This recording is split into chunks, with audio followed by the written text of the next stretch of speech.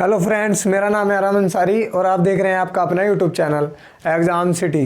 दोस्तों 79 क्लास आज है। इससे पहले 78 क्लास करवा चुके हैं और सारी बहुत ही मोस्ट इम्पोर्टेंट क्लासें हैं। जिन किसी मेरे भाइयों ने नहीं देखी हैं तो देख लेंगे।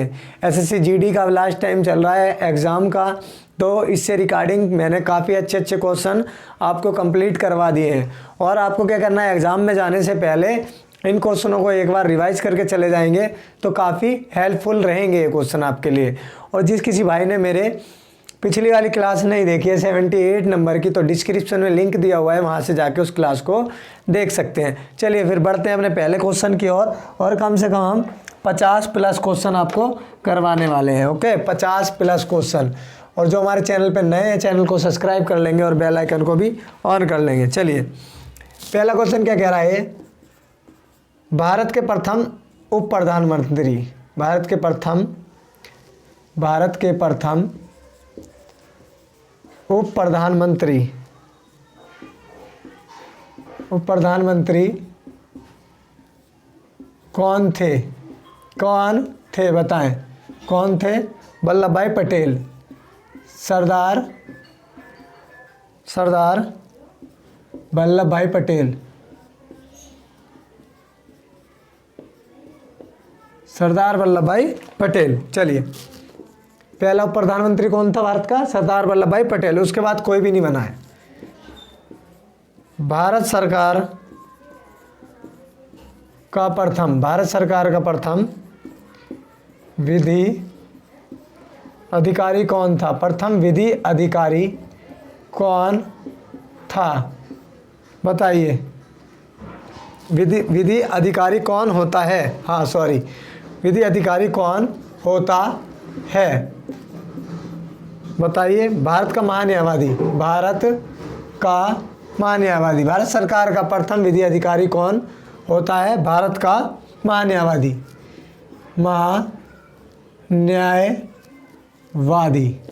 ओके, चलिए अगला क्वेश्चन क्या कह रहा है। अगला क्वेश्चन है भारत के अटॉर्नी जनरल, क्या कहते हैं इनको? महान्यायवादी को अटॉर्नी जनरल कहते हैं। की नियुक्ति कौन करता है बताएं। भारत का राष्ट्रपति करता है। अटॉर्नी जनरल की नियुक्ति भारत का राष्ट्रपति करता है। भारत का राष्ट्रपति अटॉर्नी जनरल की, महान्यायवादी की नियुक्ति। अगला क्वेश्चन पूछ रहा है, भारत सरकार मुख्य विधि परामर्शदाता कौन है? परामर्शदाता कौन है बताएं भाई, बताएं, आंसर देंगे कौन है। क्वेश्चन क्या कह रहा है देख लेंगे। भारत सरकार का मुख्य विधि परामर्शदाता कौन है? Attorney general of India. Okay, attorney general of India. चलिए अगला कह रहा है, केंद्र राज्य संबंधों पर विचार करने के लिए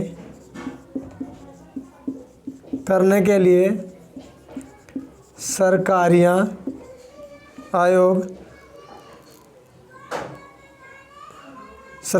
आयोग का गठन कब हुआ? आयोग का गठन कब हुआ बताएं भाई। कब हुआ था? 1983 में। ओके, 1983 में। चलिए अगला क्या कह रहा है। अगला कह रहा है ये, भारत में पंचायती राज अधिनियम कब लागू हुआ? कब लागू हुआ? बताएं भाई। भारत में पंचायती राज अधिनियम कब लागू हुआ था? 24 अप्रैल 1994। 24 अप्रैल 1994 को। अगला क्वेश्चन है, पंचायती राज प्रथम परिवर्तित किया गया? कब किया गया? प्रथम बार परिवर्तित कब किया गया पंचायती राज? राजस्थान में पंचायती राज प्रथम परिवर्तित किया गया। कहाँ पे?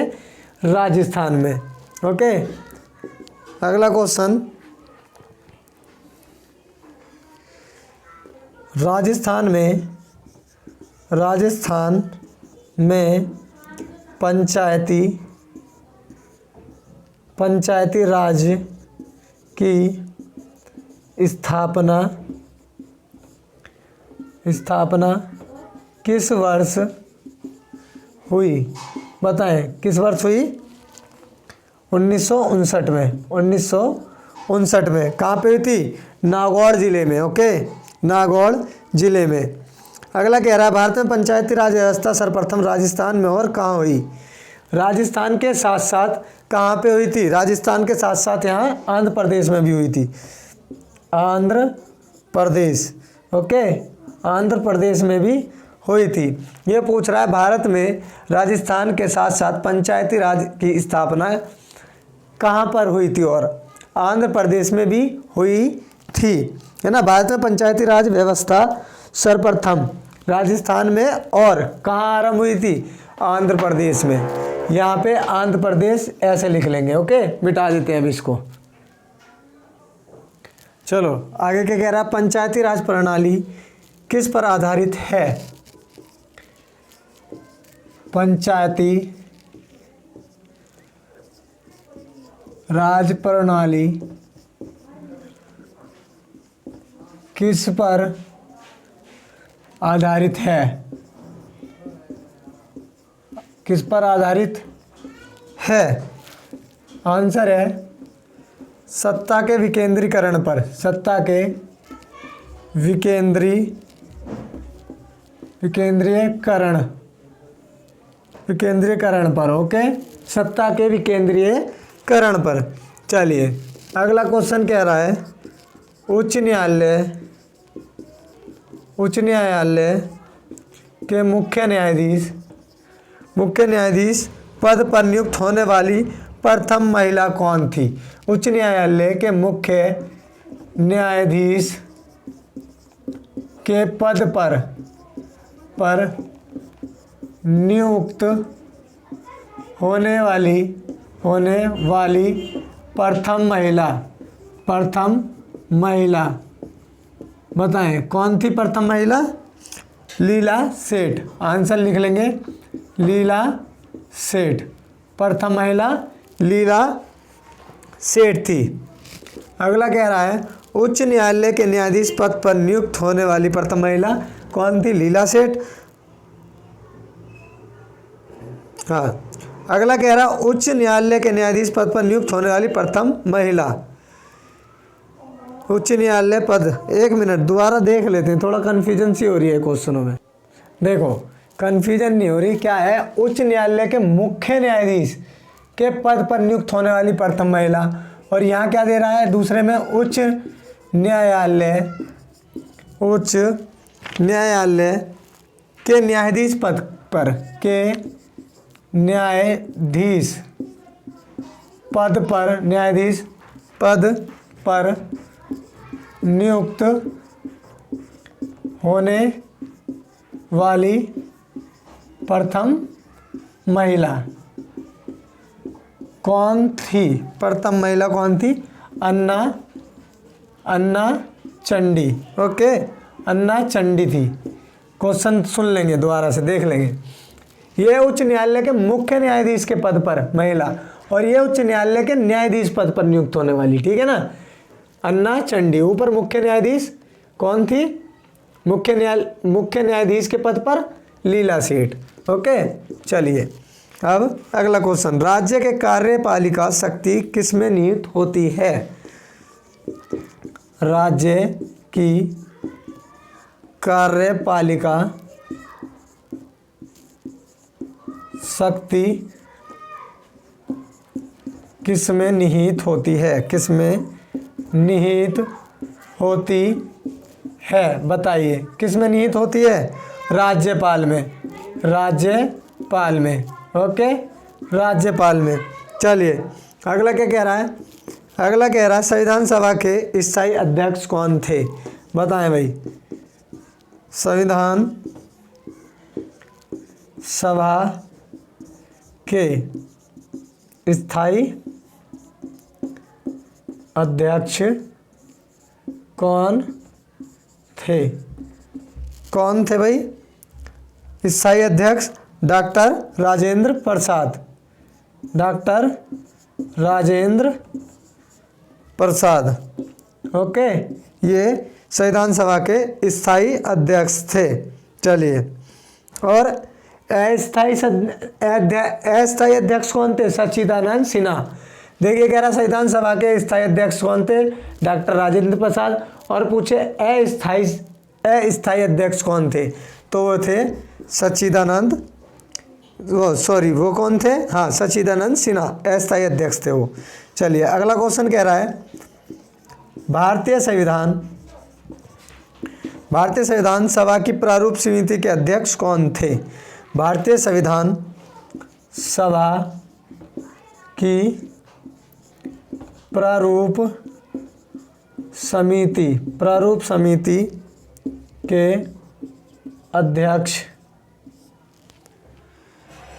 अध्यक्ष कौन थे? बताएं भाई कौन थे? भारतीय संविधान सभा की प्रारूप समिति के अध्यक्ष कौन थे? बताएं भाई। प्रारूप समिति के अध्यक्ष थे doctor B R Ambedkar, doctor B R Ambedkar. Okay, प्रारूप समिति के अध्यक्ष। अभी अगला कह रहा है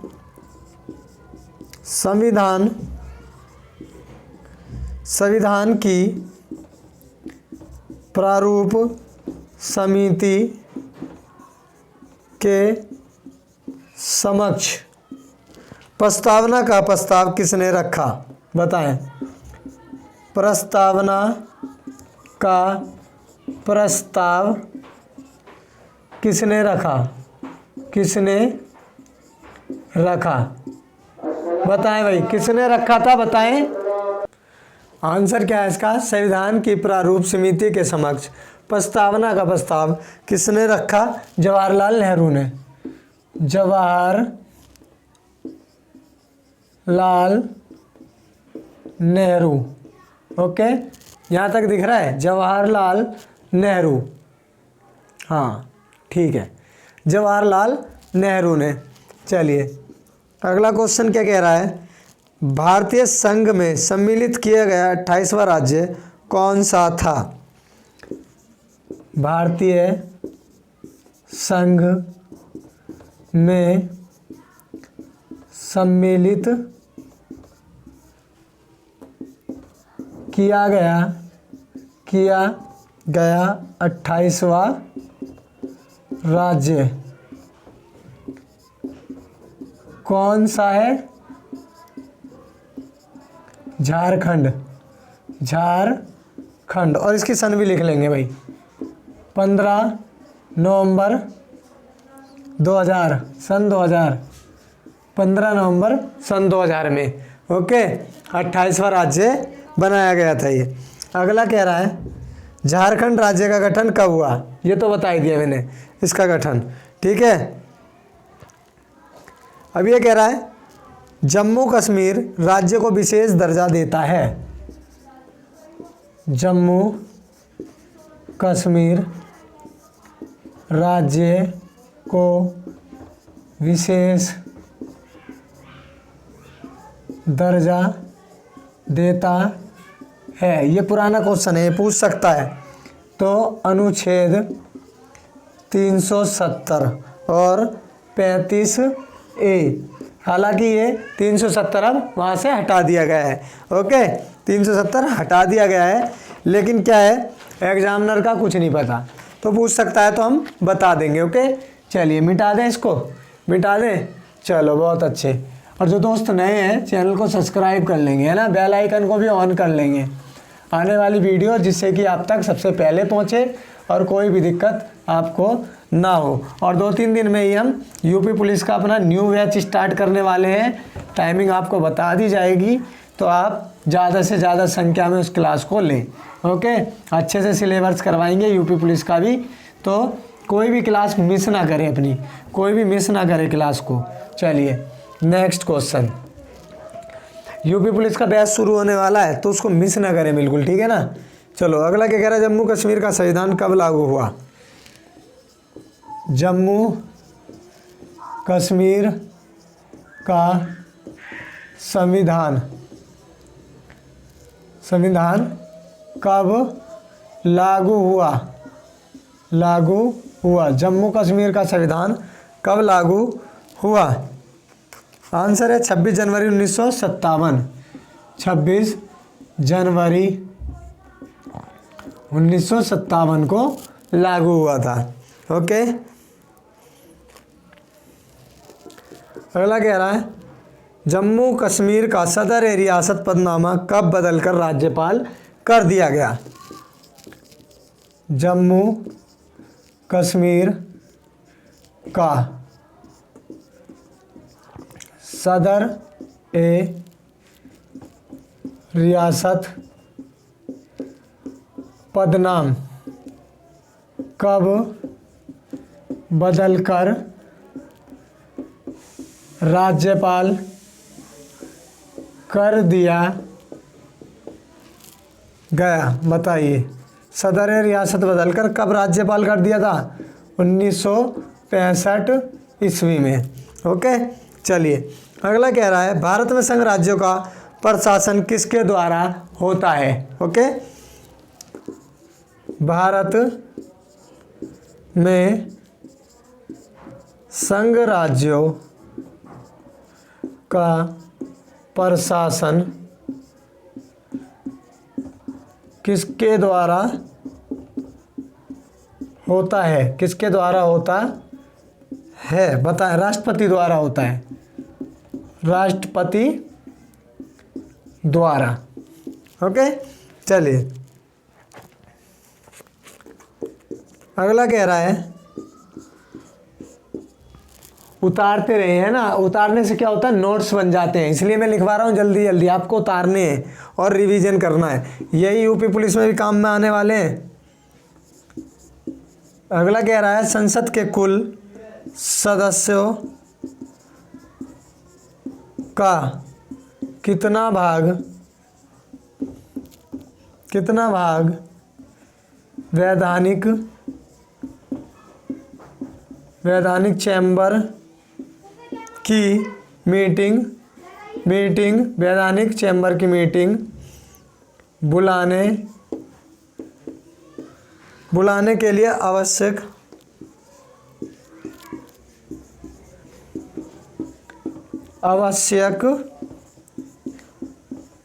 गणपूर्ति कोरम है। क्वेश्चन दोबारा देख लेंगे, आंसर लिख देता हूं पहले। 1/10। ओके, देखिए, संसद के कुल सदस्यों का कितना भाग वैधानिक चैम्बर की मीटिंग बुलाने के लिए आवश्यक गणपूर्ति है। 1/10 भाग बुलाना आवश्यक है। ओके, अगला क्वेश्चन है, संसद के किसी सदस्य की सदस्यता तब समाप्त, यहाँ लिख लें कब समाप्त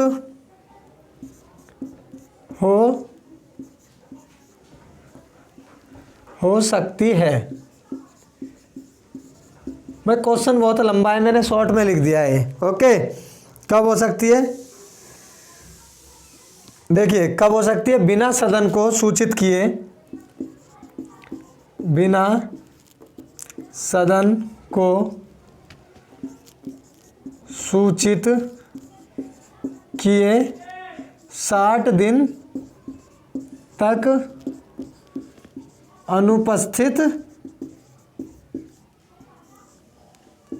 रहता है तो, या रहती है तो। देखिए संसद के किसी सदस्य की सदस्यता कब समाप्त हो सकती है? बिना सदन को सूचित किए हुए 60 दिन तक अनुपस्थित रहेगा तो उसकी सदस्यता खत्म हो सकती है। ओके चलिए, अब ये अगला क्वेश्चन क्या कह रहा है, एक वर्ष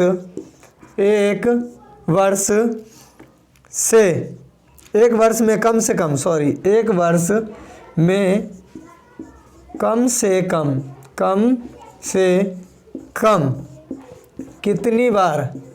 कितनी बार संसद की बैठक होना आवश्यक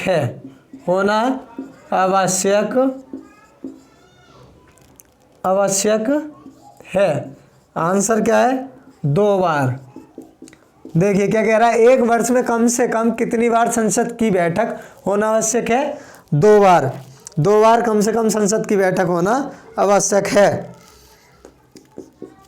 अगला कह रहा है, संसद के दोनों सदनों के संयुक्त अधिवेशन की अध्यक्षता कौन करता है? दोनों सदनों की अध्यक्षता कौन करता है? लोकसभा अध्यक्ष। ओके मिटा दें, क्वेश्चन दोबारा पढ़ लेंगे। देखो, संसद के दोनों सदनों के संयुक्त अधिवेशन की अध्यक्षता कौन करता है? लोकसभा अध्यक्ष। ओके समझ आ रहा है ना? 50 के आसपास क्वेश्चन आपके करवा दूंगा, 50 के इम्पोर्टेंट क्वेश्चन करवाऊंगा, 50 के 50। ऐसे नहीं करवाऊंगा कि आए नहीं और करवा दिए आपको, ठीक है? इम्पोर्टेंट क्वेश्चन, सारे इम्पोर्टेंट क्वेश्चन होंगे, तो टेंशन ना लें, बने रहें क्लास में। और क्लास को लाइक कर दें, जो दोस्तों ने हमारे देखी है क्लास, कम से कम लाइक करें और अच्छे अच्छे कमेंट भी कर दें, इससे हमें पता लगती है कि आपने क्लास पूरी देखी। ओके चलो, अब अगला क्वेश्चन कह रहा है, लोकसभा व राज्यसभा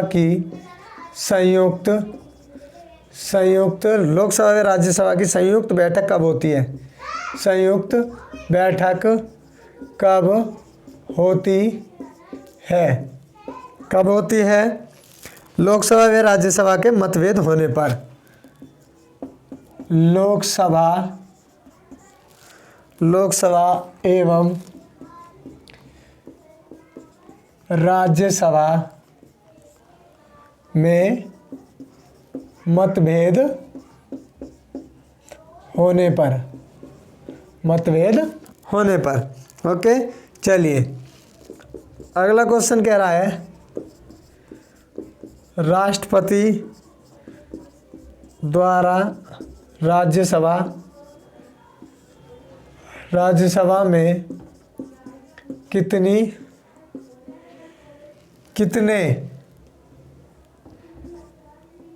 व्यक्ति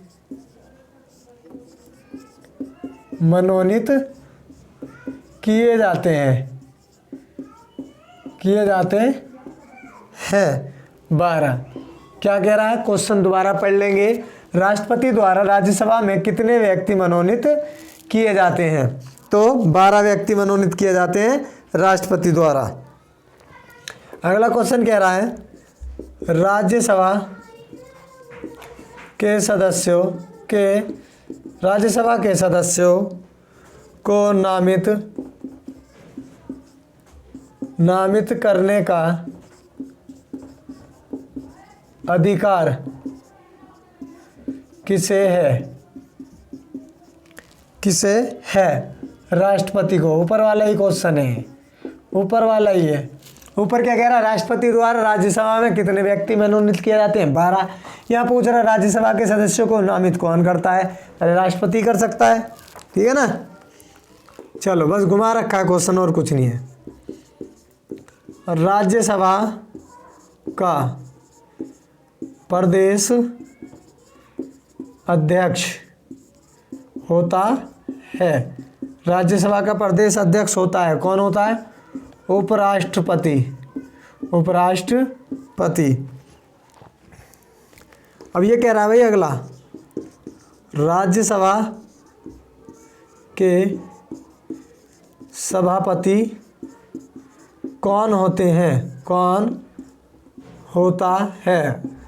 राज्यसभा का सभापति कौन होता है? उपराष्ट्रपति। कौन होता है? उपराष्ट्रपति। राज्यसभा का सभापति। राज्यसभा के सभापति कौन होता है? उपराष्ट्रपति होता है, उपराष्ट्रपति। अगला कह रहा भाई, राज्यसभा के सदस्यों का कार्यकाल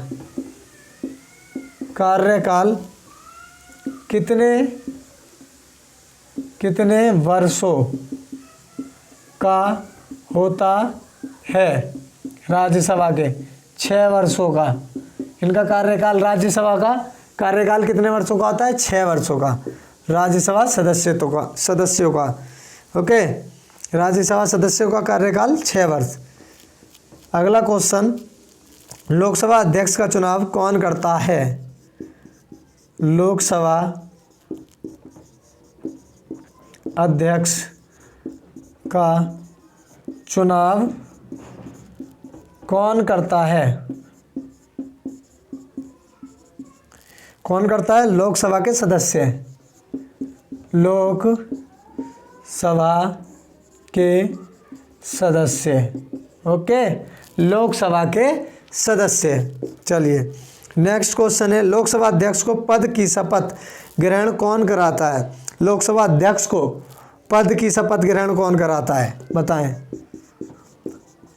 लोकसभा अध्यक्ष को पद की शपथ कौन ग्रहण कराता है?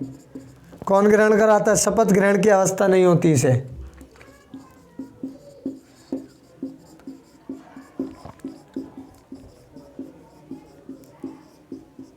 क्या कह रहा है? लोकसभा अध्यक्ष को पद की शपथ ग्रहण कौन कराता है? आवश्यकता नहीं होती इसे शपथ की, ओके, शपथ की आवश्यकता नहीं पड़ती लोकसभा अध्यक्ष को, बिना शपथ के होता है वो। अब ये कह रहा है भाई, लोकसभा अध्यक्ष अपना त्याग पत्र किसे सौंपता है? किसे सौंपता है? बताएं भाई, किसे सौंपता है? लोकसभा उपाध्यक्ष को। लोकसभा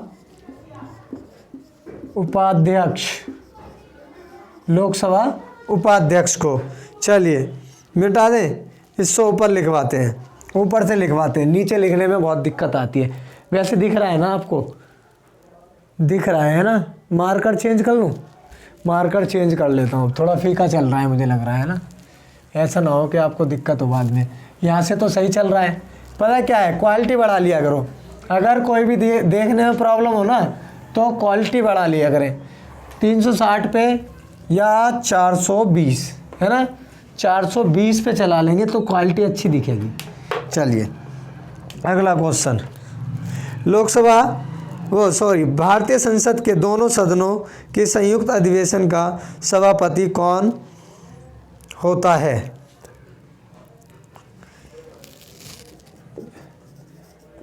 भारतीय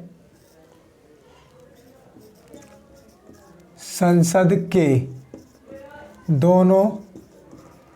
दोनों सदनों के संयुक्त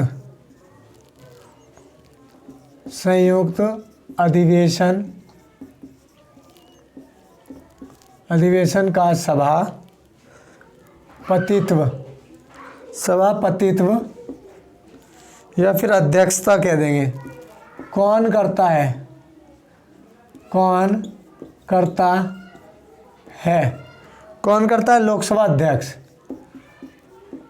लोकसभा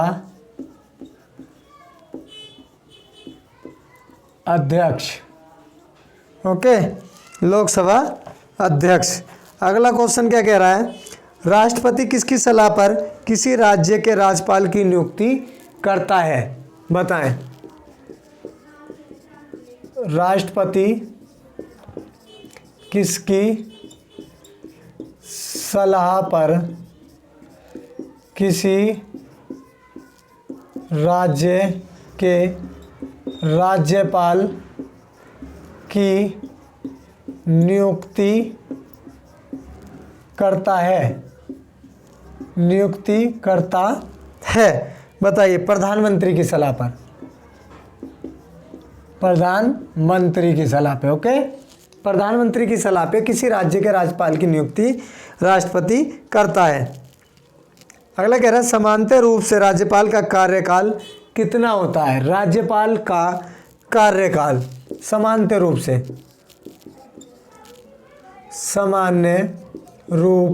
से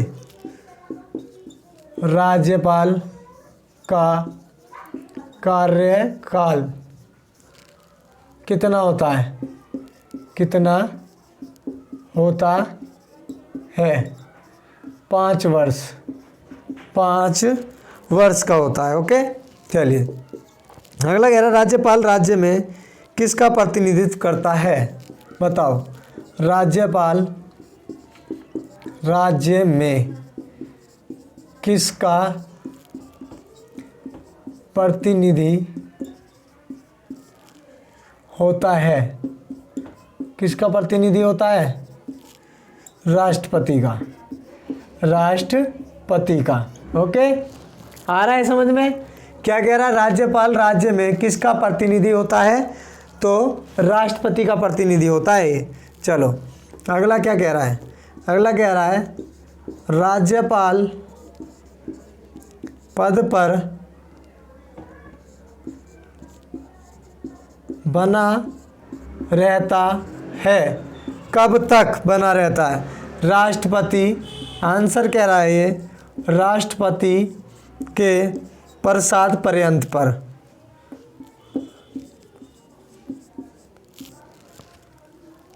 राष्ट्रपति के प्रसाद पर्यंत पर बना रहता है ये किसी भी राज्य में। चलो, अगला क्या है? राज्यपाल के पद पर नियुक्ति की न्यूनतम उम्र क्या होनी चाहिए? राज्यपाल के पद पर नियुक्ति की न्यूनतम उम्र सीमा है। क्या उम्र सीमा है राज्यपाल की? 35 वर्ष। कम से कम 35 वर्ष का होना चाहिए राज्यपाल बनने के लिए। चलिए, अगला कह रहा है ये मुख्य सतर्कता आयुक्त की नियुक्ति कौन करता है? तो कौन करता है? राष्ट्रपति। चलिए, अगला क्या कह रहा है? केंद्र सरकार के व्यय को नियंत्रित करने की शक्ति किस में निहित होती है? केंद्र सरकार के, दोबारा क्वेश्चन देख लेंगे। केंद्र सरकार के व्यय को नियंत्रित करने की शक्ति किसमें निहित होती है। बताएं किस में नियत होती है? आंसर क्या है? नियंत्रक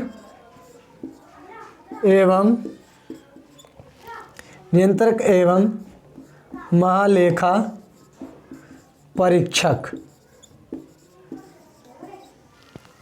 केंद्र सरकार के व्यय को नियंत्रित करने की शक्ति किस में निहित होती है? नियंत्रक एवं महालेखा परीक्षक में। ओके, चलिए अगला क्वेश्चन कह रहा है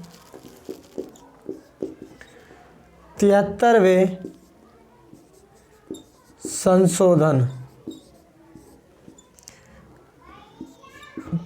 संशोधन का संबंध किससे है? 73वें संशोधन का संबंध किससे है? आंसर क्या है? पंचायती राज अधिनियम से। चलो अगला क्वेश्चन कह रहा है,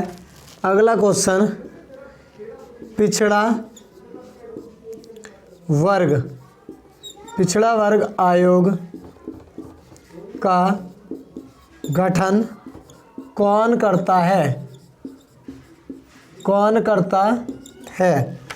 राष्ट्रपति करता है। कौन करता है? राष्ट्रपति। पिछड़ा वर्ग आयोग का गठन कौन करता है? राष्ट्रपति। मिटा दें, ऊपर से दोबारा लिखवाएंगे, है ना, ऊपर से लिखवा देते हैं। चलिए 7-8 क्वेश्चन और रह रहे हैं इस क्लास के, और कम ही रह रहे होंगे, 7-8 होंगे भी नहीं, 7-8 क्वेश्चन होंगे भी नहीं, इसलिए क्लास में बने रहें भाई। एंड तक देख लेंगे क्लास को, एंड तक क्लास को देखेंगे, बीच में छोड़कर नहीं जाएंगे, क्लास को बीच में छोड़कर ना जाएं, एंड तक देखेंगे, बेनिफिट होगा आपको, 100% बेनिफिट होगा। ओके, मार्कर बहुत कैड़ा मिट रहा है इसमें, ऐसा लग रहा है कि बोर्ड ही नीचे ना आ जाए। चलिए मिटा देते हैं इसे, डस्टर दूसरा बनाना पड़ेगा दोस्तों, है ना। ये देखो काला काला बोर्ड लग रहा होगा आपको भी, काला काला दूसरा आएगा, पर उससे मिटाने में ना दिक्कत आ रही है। अब क्वेश्चन पता है क्या कह रहा है? प्रथम पिछड़ा वर्ग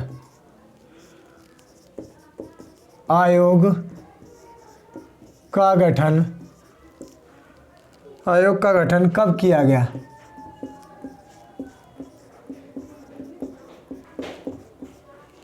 उन्नीस सौ 53 में। आंसर क्या है? प्रथम पिछड़ा वर्ग आयोग का गठन कब किया गया? 1953 में। अब क्या रहा है आंसर? अगला क्वेश्चन, राष्ट्रीय पिछड़ा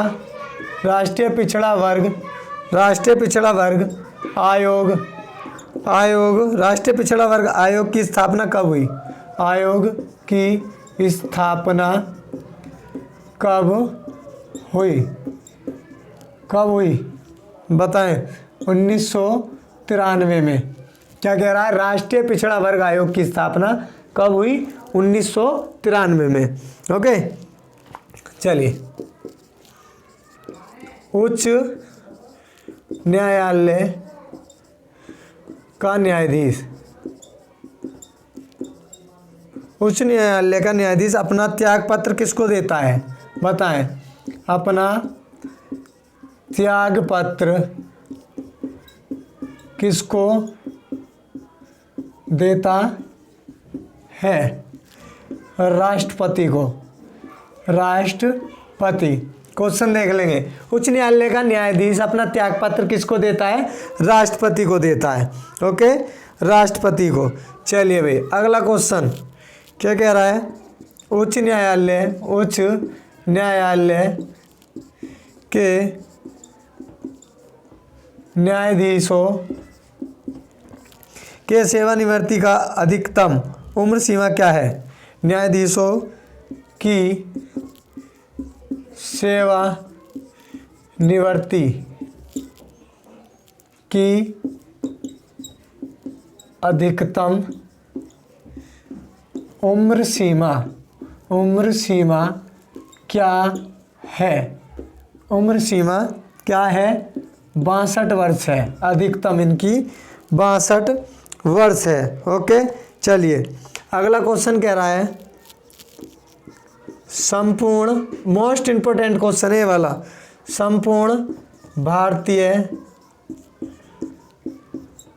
संविधान, संपूर्ण भारतीय संविधान के निर्माण में संविधान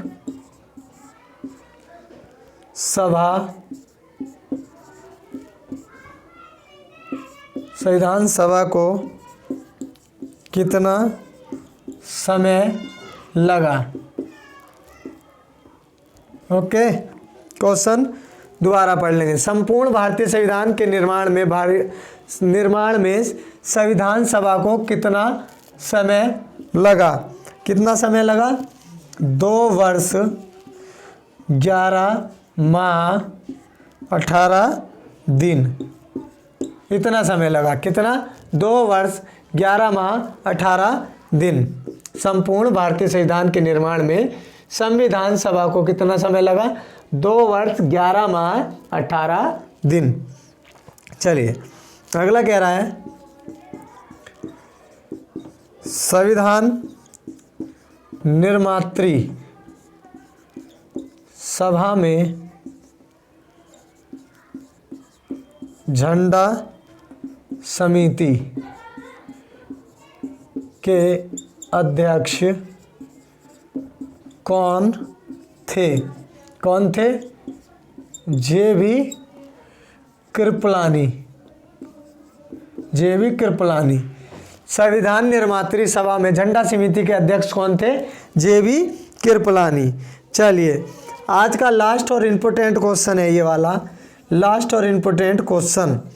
भारत की संविधान सभा द्वारा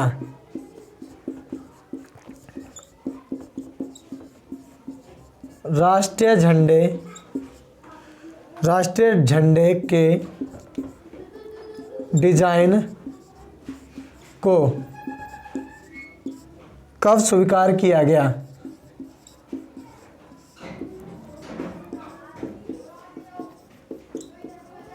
आंसर क्या है? 22 जुलाई 1947 को। ये लो दोस्तों, पूरे हो गए हमारे क्वेश्चन। क्या था? भारत की संविधान सभा द्वारा राष्ट्रीय झंडे के डिजाइन को कब स्वीकार किया गया? 22 जुलाई 1947 को। अब क्या करना है आपको? एग्जाम सिटी आपका अपना यूट्यूब चैनल है दोस्तों, इसको सपोर्ट करें। ओके दोस्तों, आपका भाई अरमान अंसारी आपका साथ दे रहा है, पूरा एफर्ट लगा रहे हैं, हम अपना मेहनत कर रहे हैं। आपको बस इतनी मेहनत करनी है, चैनल को सपोर्ट करेंगे और बेल आइकन को भी ऑन कर लेंगे, जिससे कि कोई भी वीडियो आएगी तो सबसे पहले आप तक जाएगी। 3 या 4 दिन में मैं आपकी यूपी पुलिस की क्लास स्टार्ट करने वाला हूं और नए सिरे से कोर्स चलेगा। आपके जो भी दोस्त नए हो, बिगिनर्स हो, फ्रेशर हो, सभी को बताएं, अपने चैनल से जोड़ें। ओके, सभी को बताएं, अच्छी तैयारी करवाएंगे यूपी पुलिस में। अब की यार यूपी पार, यूपी पुलिस पार, यूपी पार नहीं, यूपी पुलिस पार। ओके दोस्तों, चलिए फिर आई होप आप सभी के अच्छे से क्लास समझ में आ गई होगी।